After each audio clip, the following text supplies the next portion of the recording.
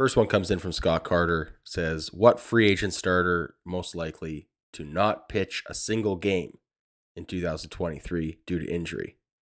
That Ooh. is who we are going to sign. So, Hey, little, I'd be all right with Jacob deGrom, you know? hey, there you go. All right. But 2024, we're all set. All right. Yeah. Imagine getting Ryu back healthy. DeGrom, Tiedemann's making his debut. Man, all right. I'm salivating. Next one comes in from Twitter. At True Blue Jays Fan 7. Hey guys, I'm getting so impatient for something to happen. Right. How much longer till we see the Blue Jays get something done? Okay, so I love this comment because I think that this is a sentiment shared by a lot of fans, not just Jays fans, but baseball fans around the league. And the answer to that is there's a question mark. However, there are a few things here that should tip the scales and start the action, if you will, when it comes to free agent signings and stuff. Number one, all teams must have their 40-man roster locked in by the end of today. So we talked about the Rule 5 draft yesterday on the episode we were doing. We talked about the fact that the Rule 5 draft is going to be done December 7th at the end of the winter meetings, and that will really kick things off. But I think even just having these teams needing to make their final decisions on who they are keeping on their 40-man is going to allow these front offices to sort of move forward with outside decision making. So we could see some action as soon as tomorrow, in all honesty, now that these teams have kind of, their hand has been forced into more or less the direction they want to go. So we'll see. I mean, who knows, right, Adam? I mean, we watched last year, we talked about when is it going to happen? A little different circumstances with the lockout and such.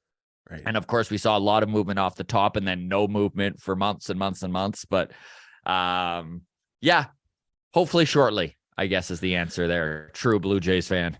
Well, it's so funny because like today is the day for qualifying offers, the deadline. So while we're talking this, I just pulled up, MLB on Twitter, right? Let's have a search, see if there's anything to announce, right? Like any sort of indication that momentum might start building, right? And the first one listed here is a John Morosi tweet, which I'll pull up here. Hashtag Mariners have discussed trade possibilities with multiple teams in recent days. Sources say they're willing to move Jesse Winker and either Chris Flexen or Marco Gonzalez. To this point, they are not including Winker and a starter in the same trade proposal, however. And then, you know what my first gut instinct reaction to this was when I read it, Scott? No shit. No, no. it was, is this the real John Morosi? And I Will think the real John Morosi please stand up? And I think that's important for us to keep in mind for the next 4 months of baseball offseason, is that a blue check mark doesn't really mean the same thing anymore. So even if we got belfed many times last season with fake Jeff Hate that term, tweets. but yes, move along, yes. So, and that was before this blue check mark shenanigans came into play. So double check any tweets you read before you get too excited or too frustrated.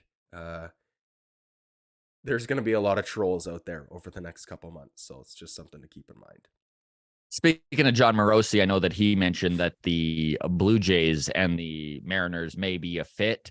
Of course, Chris Flexen, probably a number 5 starter, right? Guy who would fill out the bottom end of the rotation. Definitely not a dude that I'm like, yes, let's go to Chris Flexen, especially for the cost that John Morosi was saying, which would have been Teoscar Hernandez, both of them on expiring contracts, both free agents at the end of 2023. However, to give up a bat like Teoscar, a silver slugger for a bottom end of the rotation starter, I would rather see them. I think that they can pull that off without needing to give up Teoscar. Agreed. I think he needs to be part of a lefty bat solution, or as a piece of a package that gets us a A more high-end mid to high starter. tier starter for Yes, sure. exactly.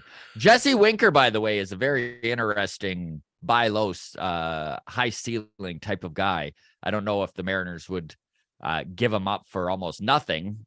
It probably You would take a little, but I mean, you really combined your cliches there. Buy low, high ceiling. I think it's a low floor, high ceiling, or there you go. buy low, sell high. But we combined them Mixed them into a both. buy low, Yes. high ceiling. All right, love Adam, it. let me kick my cat down the road, all right?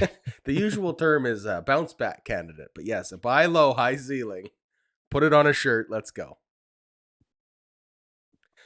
All right. Before we move on to the next one, here's a question for you, Scott. Sure. Uh, is Ronald Acuna Jr. the new Jose Ramirez? Is he going to just haunt Blue Jays all off season with dreams of Ronald Acuna Jr., or does he not get you excited the same way?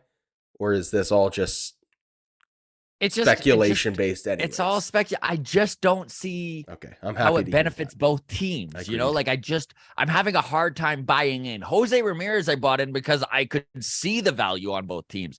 The reasoning made so much sense, right? With the impending free agency, they couldn't really afford. Who saw exactly a sweetheart hometown discount coming, Ugh. right? No. Okay. Good. I really hope this Ronald Acuna Jr. stuff we can put to bed once and for all as soon as possible.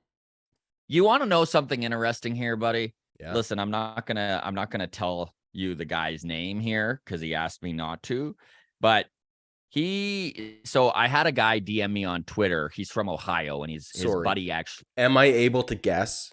Can I have one guess at who it is at the end? Sure. Okay.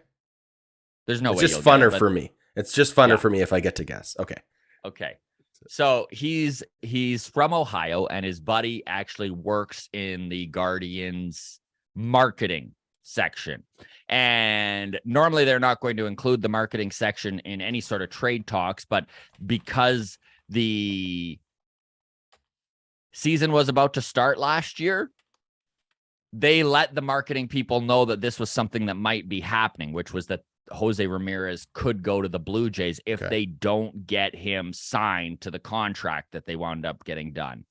And the deal was pretty much a done deal. It was going to be Gurriel, Aroldis Martinez, Alejandro Kirk, and some prospects. And Espinal might have been in there as well, plus some cash considerations, and Pearson's name was also mentioned. Anyways, there was a package like that was pretty much on the table. Whether you believe it or not, I thought it was kind of cool that this guy was like, yeah, like this was a done deal up until it wasn't. Interesting. Well, would you have done that deal if that was the deal? If that's true, would you have done it? Yeah. I think so. I would have too. Okay, I get to guess. You said he's from Ohio? Yeah. Dave Chappelle. Okay, you actually got it. Wow. Fuck. Sorry to out you, Dave. Friend of the show, Dave Chappelle. Our inside source. So. All right. Let's move on from there then, shall we? We really appreciate all of you within the walk-off community. This thing continues to grow and become an animal of its own. It's a little bit overwhelming, but honestly, we love talking Blue Jays baseball and all the interaction that you folks are involved with us. Thank you so much.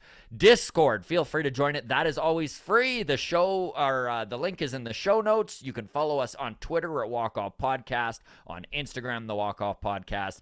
And if you are watching on YouTube currently and you're not subscribed, we'd really appreciate if you hit that subscribe button. All the best, everybody. Cheers.